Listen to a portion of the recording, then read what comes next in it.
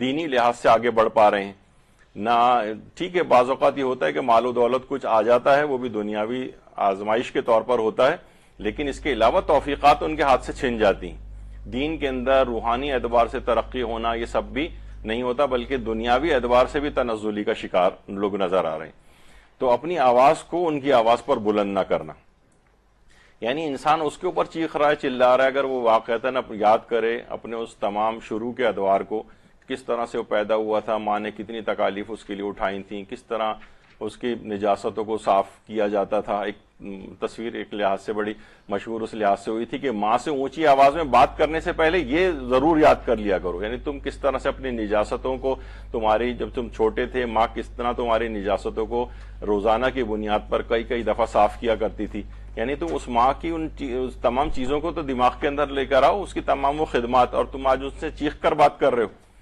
جبھی آیت اللہ شیخ مرتضی زاہد بڑھاپے تک میں بھی اپنی ماں کی اس قدر محنت کرتے تھے. میں اس لحاظ سے آپ کو واقعہ جو ہے وہ بتانے والا ہوں کہ دماغ میں رہے کہ ماں جو ہے اولاد کی نجاستوں کو جب تک وہ اتنا بڑا نہیں ہو جاتا کہ خود سے وہ صاف کر سکے، پوری اس تمام عرصے میں کس طرح سے اس کی نجاستوں کو جو ہے وہ برداشت کرتی ہے، اس کو صاف کرتی ہے. شیخ مرتضی زاہد سے ایک دفعہ ان کے ایک دوست ملنے کے لیے گھر آئے. غالباً شاید شیخ مرتضی زاہد کی والدہ جو ہیں وہ ان کی جو وہ بیوی تھیں یا گھر جو تھیں وہ انتقال کر گئی تھیں، تو وہی اپنی والدہ کی لک آفٹر کرتے تھے. تو کافی دیر گزر گئی، شیخ مرتضی زاہد گھر سے نکلے نہیں، اور بہت دیر بعد جب دستک دینے پر وہ باہر نکلے تو دیکھا کہ ان کے پورے جسم جو ہے وہ پانی سے گیلا ہوا ہے. تو انہوں نے پوچھا کیا وجہ ہوگی، میں نے بہت دیر سے دستک دے رہا تھا، آپ نے دروازہ نہیں کھولا. کہا کہ میری والدہ زمین گیر ہیں، مفلوج ہیں، اور پیشاب و پخانہ وغیرہ جو نجاستیں ہیں میں اس کے لیے ان کے لیے ایک برتن یعنی بیڈ پین جو ہے وہ لگا دیتا ہوں کہ اٹھ نہیں سکتی ہیں،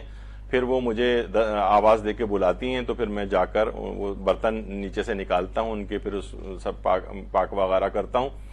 تو آج جب میں ان کے پاس گیا تو ان کا پاؤں لگا اور وہ نجاستیں میرے کپڑے کے اوپر آ گئیں. دوست نے کہا آپ کو غصہ نہیں آیا کہ نجاست؟ آپ کو کہا کہ میری ماں نے کتنے عرصے تک ان نجاستوں کو میری صاف کیا ہے، اور کتنی دفعہ میں نے اپنی ماں کو نجس کیا ہے. اگر آج ایسا کوئی موقع اگر آ گیا ہے کہ اس کی کوئی نجاست میرے اوپر لگ گئی ہے تو اس میں کون سی ایسی پریشانی کی بات ہے. اب دیکھیے شیخ مرتضی زاہد یہ کس قدر والدہ کی اتنے بڑھاپے کے اندر بھی خدمت کرنا. یہ وہ شخصیت ہیں کہ جو کہ حرم حضرت عباس علامدار علیہ الصلوۃ والسلام، اللہم صلی علی محمد، وہاں مختلف حجرے بنے ہوئے، ان میں ایک شیخ مرتضی زاہد دفن ہے. دیکھیے کتنے مقامات ان لوگوں نے اپنی ماؤں کی خدمتوں سے حاصل کی ہیں. اور اس لحاظ سے بھی ان کا ایک دماغ میں رکھنا چاہیے کہ آیت اللہ سید محسن خیرازی فرماتے ہیں کہ میرے والد گرامی جو مہدی خیرازی تھے، الٹے ہاتھ پہ جو ہے محسن خیرازی، ادھر رائٹ سائڈ پہ ان کے والد مہدی خیرازی ہیں. کہتے ہیں میرے والد اکثر حرم حضرت عباس میں شیخ مرتضی زاہد کی قبر کے اوپر جایا کرتے تھے، تو وہاں کے خدام میں سے کسی خادم نے یہ سمجھا کہ شاید میں ان کا کوئی بہت قریبی دوست ہوں جو بار بار ان کی قبر پہ آتا ہوں. تو ایک دفعہ مجھے ایک کونے میں لے گیا اور کہا کہ ان کی قبر کا ایک کونا جو ہے اکھڑ گیا تھا اور ان کی قبر اندر سے ظاہر ہو رہی تھی. تو میں نے اندر دیکھا تو شیخ مرتضی زاہد کو انتقال ہوئے سال گزر گئے ہیں، لیکن ایسا لگتا ہے اتنا تر و تازہ، اتنا ان کا جسم اور کفن ہے کہ لگتا ہے کہ ابھی کل ہی دفن ہوئے ہوں. تو اگر آپ کہیں درود بھیجیے محمد علیہ،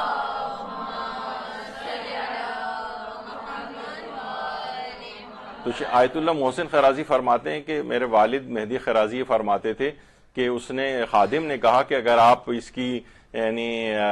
علمی لحاظ سے اس کی ذمہ داری قبول کریں تو میں آپ کو وہ ٹائل آج بھی ان کا قبر کا اکھڑا ہوا ہے، آپ کو میں ہٹا کے ان کا جسم اثر دکھا سکتا ہوں کہ بالکل تر و تازہ ہے. انہوں نے کہا نہیں، نبش قبر جو ہے وہ جائز نہیں ہے اور مجھے تمہاری بات پہ اعتبار ہے. اور تو اس خادم نے بہرحال اس لحاظ سے یعنی ان کے متعلق شیخ مرتضی زاہد کے متعلق یعنی ان کی زندگی کا دیکھیے جو بہت ہی نمایاں ترین ہے کہ اپنی والدہ کی اتنے بڑھاپے کے اندر بھی خدمت کرنا، ان کے جسم کی نجاستوں کو صاف کرنا، یہ سب چیزیں یہ اتنے بڑے مقام تک لے جاتی ہیں. یہاں تو دیکھیے بہرحال ماں کا مقام تو ایک الگ ہے، ڈاکٹر کے لحاظ سے ہی ایک چیز ہوتی کہ وہ تک اگر وہ ان سب چیزوں میں گھن کرنے لگے، مریض کی الٹی بھی کرتے ہیں، نجاستیں بھی ان کو صاف کرنی پڑتی ہیں. جیسے کہا جاتا ہے کہ ہمارے یہ ڈاکٹر ادیب الحسن رضوی صاحب جو ہیں ماشاءاللہ سے حیات ہیں، اب تو تقریباً 86 سال کی عمر ان کی ہو چکی ہے، SIUT کے سربراہ ہیں، 6000 سے زیادہ ٹرانسپلانٹ آپریشن جو ہے وہ ہو چکے ہیں، یعنی 6000 زندگیاں لوگوں کو دے چکے ہیں، لاکھوں ڈائلائسس ہوتے ہیں، کتنی